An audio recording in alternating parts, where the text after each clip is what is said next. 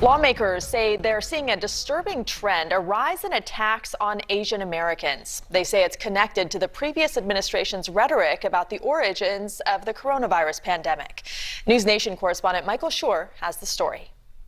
Disturbing anti-Asian incidents from around the country, but particularly in California's Bay Area, have been occurring recently with alarming regularity. The Asians have been really dealing with two pandemics, the pandemics of the COVID-19 and then the pandemic of this rising tide of anti-Asian racism.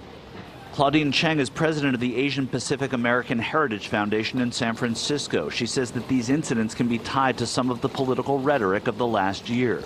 I think the one thing that we always go back to is, unfortunately, the whole year last year, folks in Washington have been connecting the virus with us, the Chinese Americans. California Congressman Mark Takano cites that connection as a major contributor to this new wave of attacks.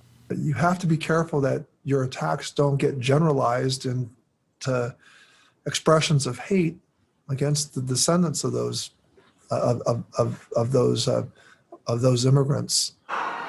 Kung flu, yeah. I am not a virus. Representative Ted Lieu and other Democrats spoke at a virtual press conference on the attacks Monday.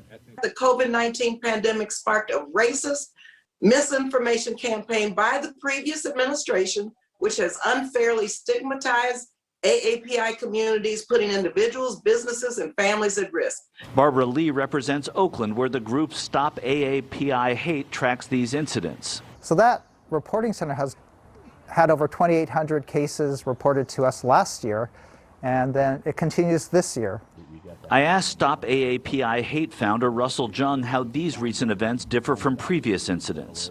What's different about this spate of violence against our community is that it seems like particularly our elders are being targeted.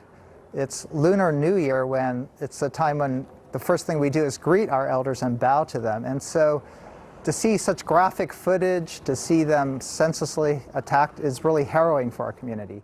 This resonated with New Jersey Congressman Andy Kim after seeing the image of a 91-year-old man being pushed in Oakland.